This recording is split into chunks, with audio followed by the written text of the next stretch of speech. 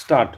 महोदय, अभी 54 वर्ष ही पूरे हुए हैं जब हमारे हाथों में अधिकार आया और उस समय से आज तक अनेक प्रकार की विपत्तियां आती रहीं और देश भांति भांति की कठिनाइयों का सामना करता रहा है। स्टॉप।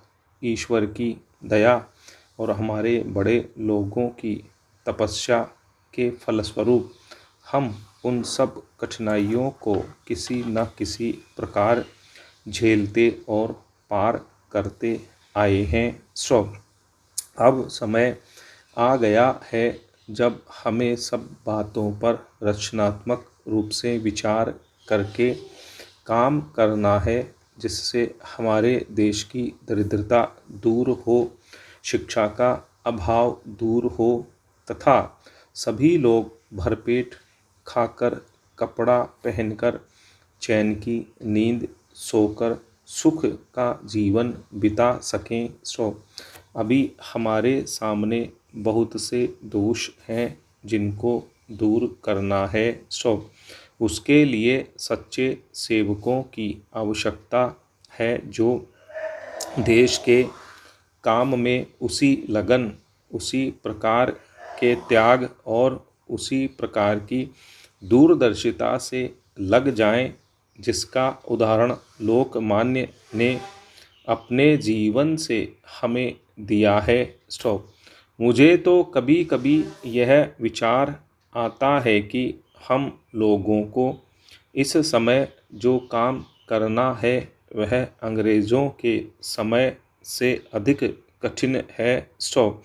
उस समय हम सब विदेशी राज्य के विरुद्ध संगठित होकर काम करते थे और हमारे सामने दूसरा कोई प्रलोभन नहीं था। जब महात्मा गांधी ने हमें सत्याग्रह के लिए आमंत्रित किया तो किसी के सामने और कोई प्रलोभन नहीं था। उन्होंने यहाँ तक स्पष्ट कर दिया था कि यदि कोई व्यक्ति जेल खाने जाए तो वह इस बात की आशा न रखे कि उसके परिवार के भरण पोषण का भार किसी दूसरे पर रहेगा। उन्होंने यह भी स्पष्ट कर दिया था कि मुकदमा चलने पर कोई यह आशा न रखे कि दूसरा कोई पैसे देकर या अन्य प्रकार से सहायता करेगा। उस समय यदि कोई प्रलोभन था तो जेल जाने का प्रलोभन था, लाठी खाने का प्रलोभन था। इसलिए उस समय मंजे हुए लोग ही आते थे। वे तैयार होकर आते और इस काम में जुट जाते थे। उनके साथ सबकी सहानुभूति रहती थी। पैरा। आज के काम में अनेक प्रकार के प्रलोभन हैं और बहुत लोग जब तब यह भी समझ बैठते हैं कि त्याग का युग तो गया, अब भोग का युग आया है। परंतु बात ऐसी नहीं है। काम करने वालों तथा देश प्रेमियों के लिए त्याग का समय कभी नहीं जाता और भोग का समय कभी नहीं आता।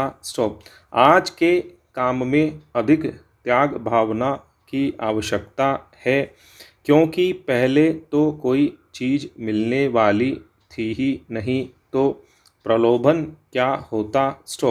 यदि सामने थाल परोसकर सुंदर भोजन रख दिया जाए और आशा यह की जाए कि कोई भी वस्तु उठाकर मुंह में न रखी जाए तो ऐसे प्रलोभन से बचना कठिन है। ईश्वर को धन्यवाद है कि इस प्रलोभन के रहते हुए भी हमारे देश में ऐसे लोग हैं जो उसी लगन के साथ काम कर रहे हैं और करते रहेंगे जिस लगन से उन्होंने पहले काम किया था। पैरा। आदरणीय महोदय, बच्चों और विकलांगों की सेवा करने वालों का सम्मान करने के लिए मुझे आज यहाँ आकर बहुत प्रसन्नता हो रही है। स्टॉप। मैं पुरस्कार जीतने वालों को उनकी निस्वार्थ सेवा और लगन से बच्चों और विकलांगों के कल्याण के प्रति की गई कोशिशों के लिए अपनी ओर से हार्दिक बधाई देता हूँ। स्टॉप। इस बात पर जोर देने की ज़रूरत नहीं कि हमारे जैसे बड़े देश में जहाँ लाखों बच्चे और विकलांग हैं, समाज के इस वर्ग के कल्याण के लिए केवल सरकार द्वारा किए गए प्रयत्न ही काफ़ी नहीं होंगे। स्टॉप। यह बहुत ज़रूरी है कि पूरे समाज को देश की कोशिशों में पूरा भाग लेना चाहिए। स्टॉप। यह दान के तौर पर नहीं किया जाना चाहिए, बल्कि इसलिए कि यह हमारी जिम्मेदारी है कि आज के बच्चे अपनी शारीरिक कमज़ोरियों के बावजूद कल के जिम्मेदार नागरिक बन सकें। स्टॉप।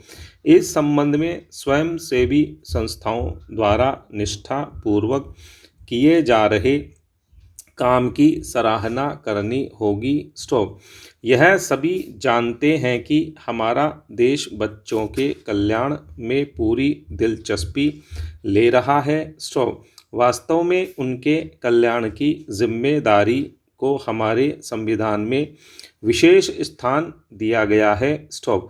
भारत उन थोड़े से देशों में से है जिन्होंने बच्चों के लिए समुचित राष्ट्रीय नीति अपनाई है। स्टॉप। राष्ट्रीय नीति यह घोषणा करती है कि बच्चे हमारी सबसे महत्वपूर्ण संपदा है, जिनका पालन पोषण और विकास राष्ट्र की जिम्मेदारी है। स्टॉप। इस नीति का उद्देश्य बच्चों की सेहत, पौष्टिक खुराक, शिक्षा और बच्चों के संपूर्ण विकास संबंधी सेवाओं के दायरे का विस्तार करते रहना है। स्टॉप। ऐसी नीति बच्चों की गर्भावस्था तथा जन्मोपरांत के समय में पर्याप्त पौष्टिक आहार तथा स्वास्थ्य संबंधी देखभाल उपलब्ध करके बच्चों को विकलांग होने से बचाने में सहायता करता है। स्टॉप। पैरा। स्वयंसेवी संस्थाएं विकलांग बच्चों की सहायता के लिए जो काम कर रही हैं वह सराहनीय तो है, परंतु आम तौर पर यह देखा गया है कि उनका कार्यक्षेत्र कुछ बड़े नगरों तथा शहरी इलाकों तक सीमित होता है और अधिकतर ग्रामीण जनता तक कोई सहायता नहीं पहुंच पाती है। स्टॉप। यह आश्चर्य की बात है कि विकलांगों की समस्याएं उनकी अपनी शारीरिक कमजोरियों से पैदा नहीं होती, जितनी विकलांगों के प्रति समाज के रवैये से होती है। स्टॉप। उनकी मानसिक या शारीरिक कमी से कहीं ज़्यादा उनके प्रति पक्षपात की भावना उन्हें साधारण जीवन जीने में बाधा डालती है। स्टॉप। इसलिए समाज और जाति द्वारा विकलांगता के खिलाफ किए जा रहे संघर्ष में पहला कदम यह है कि परिवार में विकलांगों को सामाजिक और भावनात्मक स्नेह प्राप्त हो। मुझे आशा है कि स्वयंसेवी संस्थाएं समाज के इन वर्गों की शारीरिक और आर्थिक सहायता के साथ साथ सामाजिक पक्षपातों को समाप्त करने के लिए भी काम कर रही हैं। स्टॉप। यह जानकर बहुत खुशी होती है कि बहुत से प्रसिद्ध सामाजिक कार्यकर्ता और स्वयंसेवी संस्थाएं इस सराहनीय काम में लगी हुई हैं और वह हमारे बच्चों और विकलांग भाइयों के प्रति प्रेम और सहानुभूति की भावना का जीता जागता उदाहरण है। स्टॉप।